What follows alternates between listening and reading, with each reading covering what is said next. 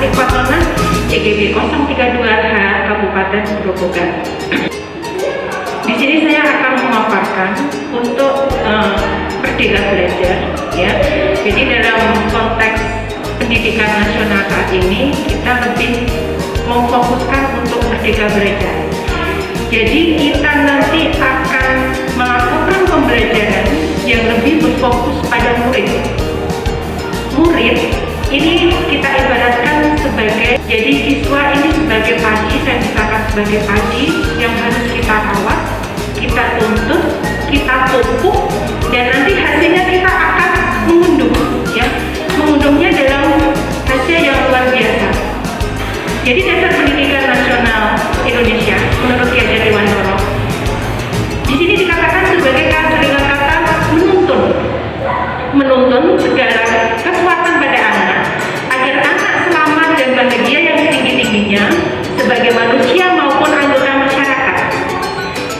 Jadi kita ini sebagai guru tidak bisa memaksakan kehendak kita ajarkan kepada siswa kita. Kita harus melihat kondisi anak. Anak ini maunya kemana? Maunya melakukan pembelajaran seperti apa? Jadi selama ini kita sebagai pendidik lebih memfokuskan pendidikan pada pendidik. Artinya kita memaksakan kehendak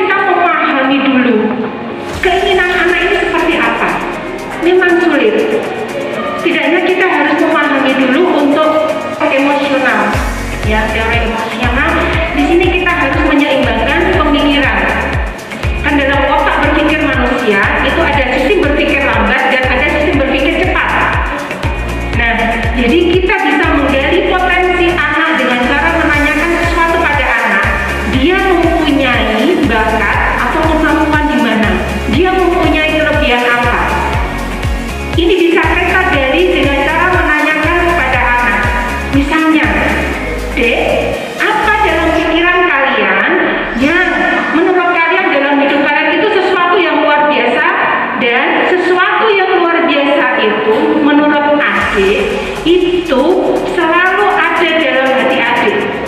Misalnya pernah juara lomba apa, atau pernah membuat lukisan yang menurut adik itu dengan usaha luar biasa, dan menurut adik itu lukisan itu menjadi sesuatu yang luar biasa. Artinya kita sudah menggali. Kemudian kita tanyakan kembali, kira-kira dalam diri adik ya ada tidak sesuatu yang menyakitkan? Jadi dalam hidup kamu ada sesuatu yang menyakitkan, dan itu ada dalam diri kamu sampai sekarang kalian mengingat-ingat. Artinya dia juga mempunyai kecenderungan untuk mengungkapkan kelemahannya apa, seperti itu. Semuanya diturutin itu namanya apa ya Pak Bu?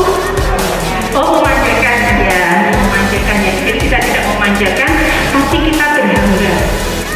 Dasar pendidikan Ki Hajar Dewantoro bukan tabulasi rasa menegakkan laku anak dengan konteks diri dan sosial kultural budaya. Dasar pendidikan Ki Hajar Dewantoro terletak pada budi pekerti. Jadi kita lebih menguatkan karakter anak dengan profil pelajar Pancasila. Jadi saya tekankan kembali, kita lebih menekankan kepada profil pelajar Pancasila, penguatan karakter anak, yaitu berakhlak mulia, berbudi pekerti, kolaboratif, mandiri, kreatif, gotong royong, ya. Jadi kita tekankan kepada itu. Bagaimana manusia bergerak dan menggerakkan.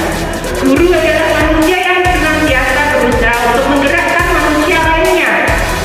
Oleh karena itu, guru harus lebih dulu sadar bagaimana dirinya tergerak, kemudian memilih untuk bergerak, dan akhirnya menggerakkan manusia lain. Kalau Bapak Ibu Guru bayangkan, misalnya dalam genggaman Bapak Ibu Guru menggenggam sebuah berlian. Berlian ini merupakan sesuatu yang sangat berharga. Kira-kira dari Bapak Ibu Guru kalau ada rekan yang ingin membujuk, merayu supaya membuka genggaman ini, dan apa yang ada di dalam genggaman ini mau diraih oleh orang lain, bagaimana? Itu sebuah pertanyaan. Pasti Bapak Ibu akan mempertahankan sekuat tenaga apa yang ada di dalam genggaman Bapak Ibu.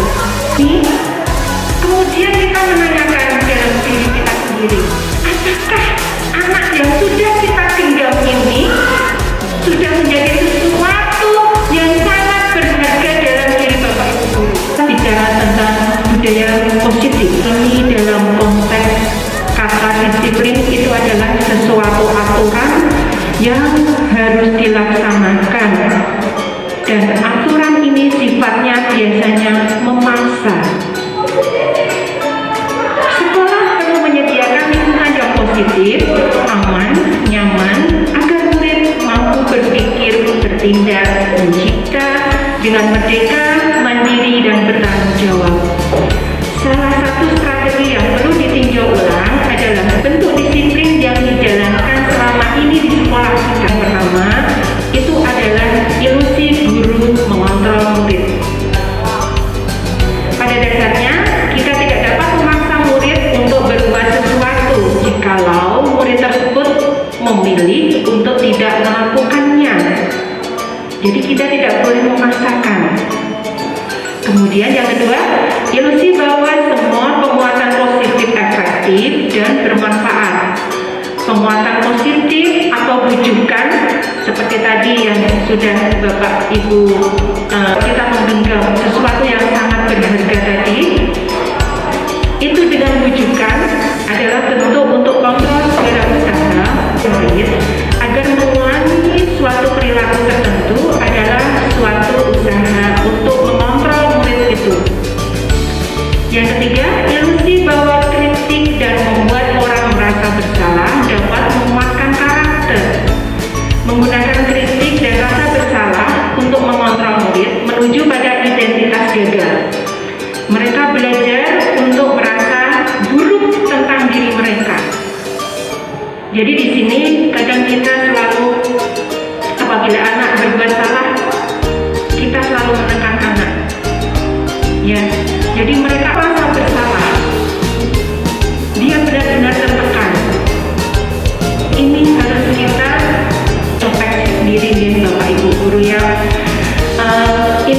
menemukan identitas yang gagal. Seperti saya ungkapkan di depan tadi, ada anak yang merasa dalam hidupnya itu sangat-sangat merasa saya pernah sakit dan sampai sekarang saya masih mengingat. Dan pernah saya tanyakan di siswa saya, ternyata kebanyakan berasal dari sekolah. Selain keluarga dan Bapak Ibu, kebanyakan berasal dari sekolah. Ada yang merasa dulu sewaktu masih SD pernah dihukum Bapak Ibu gurunya dengan cara berdiri di depan kelas karena tidak bisa mengerjakan soal, berdiri dengan kaki satu, kemudian sampai sekarang anak itu mengingat-ingat nama gurunya tersebut. Ini ilusi yang sangat, menurut saya, dalam sebuah pendidikan menjadi sesuatu yang tidak kita inginkan. Jadi mereka merasa buruk dan mereka merasa bersalah itu sampai kapanpun dalam ingatan mereka itu sampai sekarang masih ada. Kemudian ilusi bahwa orang dewasa memiliki hak untuk memaksa.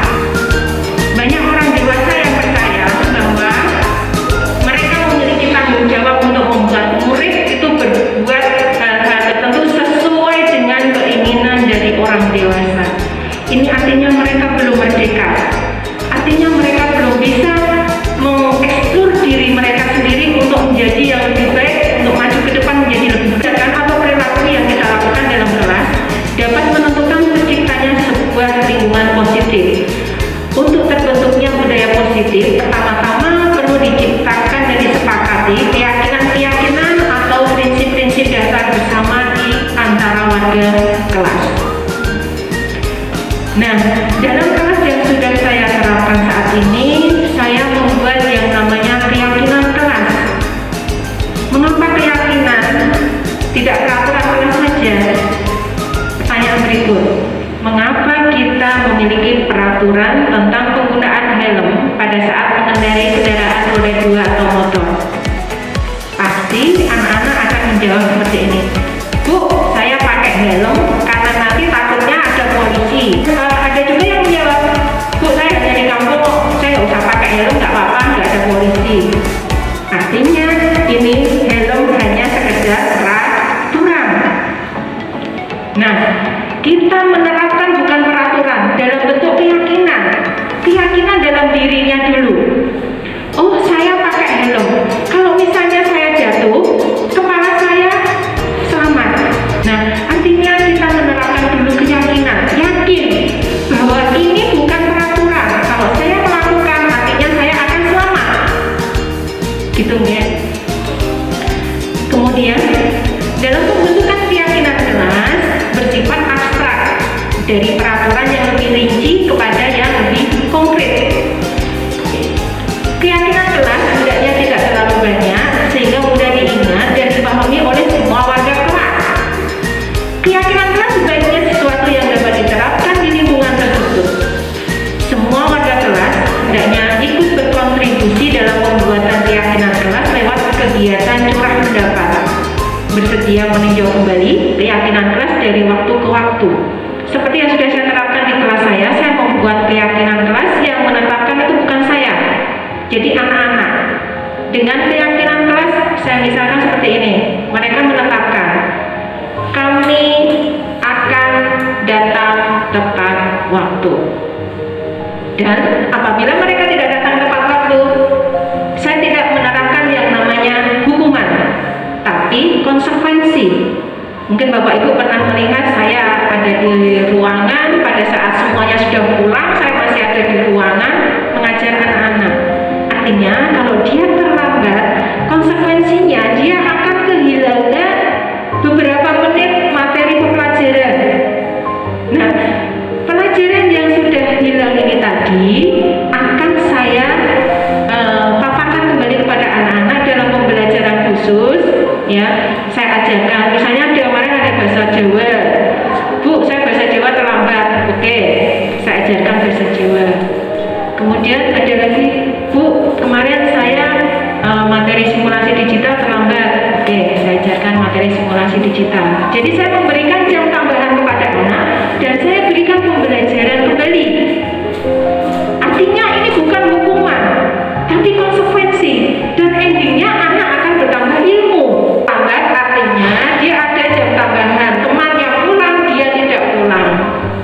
besoknya lagi alhamdulillah mereka bisa mengerti dan tidak terlambat kembali, karena takutnya lah temanku sudah pulang, saya belum pulang, masih pelajaran.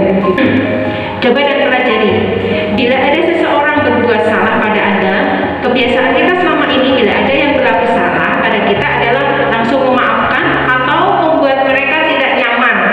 Kita cenderung untuk berfokus pada kesalahan daripada mencari cara bagaimana mereka untuk memperbaiki diri.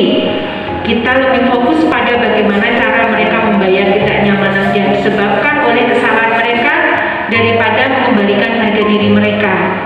Membuat kondisi menjadi impas menjadi lebih penting daripada membuat situasi menjadi benar. Bukan sebuah restitusi. Restitusi itu artinya sesuatu yang akan mengembalikan dirinya menjadi lebih baik. Jadi saya tidak marah, Kak, tidak marahi, tapi saya tanya sesuatu dengan baik, ya.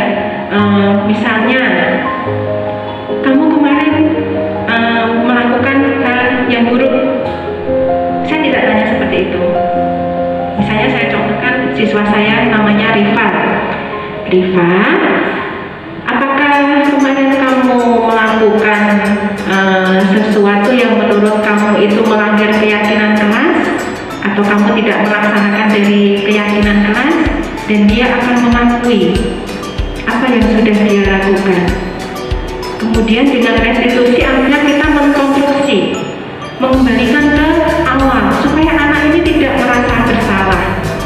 Saya contohkan, Bu Ani dulu juga pernah nakal, Bu Ani dulu juga pernah salah, tapi semua salah itu menjadikan sebuah pembelajaran yang sangat berharga. Artinya dari belajar kesalahan ini kita akan menjadi orang yang lebih baik, dan dia bisa memahami hal yang sudah saya ungkapkan. Kemudian, bagaimana seorang guru ketika murid Anda melakukan kesalahan, tindakan mana yang Anda lakukan? Anda menunjukkan kesalahannya dan meminta melihat kesalahannya dengan baik-baik? Ataukah Anda mengatakan, kamu seharusnya tahu bagaimana kamu seharusnya bertindak? Atau mungkin Anda mengingatkan murid Anda akan kesalahan yang sama di waktu sebelumnya? Ataukah Anda bertanya padanya, kenapa? Anda akan mengkritik dia dan mendiamkannya. Kalau Anda melakukan tindakan-tindakan di atas, mungkin Anda akan membuat murid Anda menjadi anak yang gagal. Jadi dari restitusi yang membedakan dengan program disiplin lainnya. Restitusi bukan untuk menebus kesalahan, namun untuk belajar dari kesalahan. Restitusi ini memperbaiki hubungan. Restitusi itu menuntun untuk melihat ke dalam diri, dan endingnya nanti akan ada suatu perubahan. Guru bisa memulai bertanya tentang kejadiannya. Seberapa sering hal ini terjadi?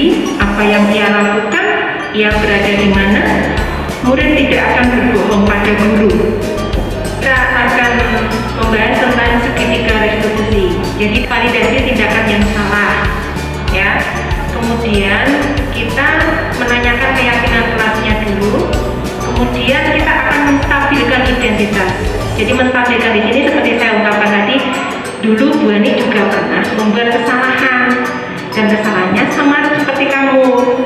Kemudian saya kasih masukan bahwa saya dulu bersalah seperti ini, saya akhirnya jadi seperti ini. Ini artinya menstabilkan identitas. Anak akan merasa, oh ternyata tidak hanya saya, ada orang lain juga yang seperti saya. Nah, dalam validasi tindakan, cara yang lebih efektif untuk mendapatkan yang kamu butuhkan. Ini berupa pertanyaan, kamu tentu punya alasan mengapa kamu melakukan hal tersebut. Jadi pertanyaannya bukan langsung, kamu kok salah gini, kenapa sih? Jangan gitu. Kamu tentu punya alasan mengapa kamu melakukan itu. Kemudian ditanyakan keyakinan kelas yang sudah disepakati. Kemudian setelah itu kita menanyakan, sebenarnya kamu besok kedepannya pengen jadi apa sih? Seperti yang sudah dikatakan murid-murid kami kemarin, saya ingin menjadi orang yang sukses, Bu. Suksesnya kamu mau jadi orang yang sukses seperti apa? Suksesnya dalam misalnya dalam bentuk sebuah profesi. Saya ingin menjadi pengusaha sukses luar biasa, gitu ya. Nah, artinya dia sudah stabil, mulai akan menuju ke stabil. Kamu bukan satu-satunya yang pernah melakukan ini, seperti saya katakan tadi, misalkan saya sendiri. Kemudian setiap orang itu pasti pernah melakukan kesalahan. Nah, itu artinya anak sudah mulai benar-benar stabil dengan pertanyaan seperti ini. Identitas gagal itu sebagai apa? Dia sebagai pembuku, artinya dia itu menyumpahkan identitas yang gagal. Pembuat merasa bersalah. Jadi anak ini sampai kapanpun dia itu merasa saya dulu pernah begini dan saya ini sampai sekarang masih ingat. Ini merupakan identitas yang gagal. Kemudian ada identitas yang berhasil dan sukses. Artinya kita menganggap siswa ini sebagai teman, anak yang bermasalah itu sebagai teman, ya. Kemudian sebagai pemantau. Dan yang lebih suksesnya lagi adalah kita sebagai manajer. Ya, manajer di sini dengan mengajukan pertanyaan-pertanyaan tadi yang sudah saya paparkan. Karena saya Bapak Ibu lebih memahami tentang disiplin positif dan merdeka belajar. Saya akhiri cukup sekian. Assalamualaikum warahmatullahi wabarakatuh.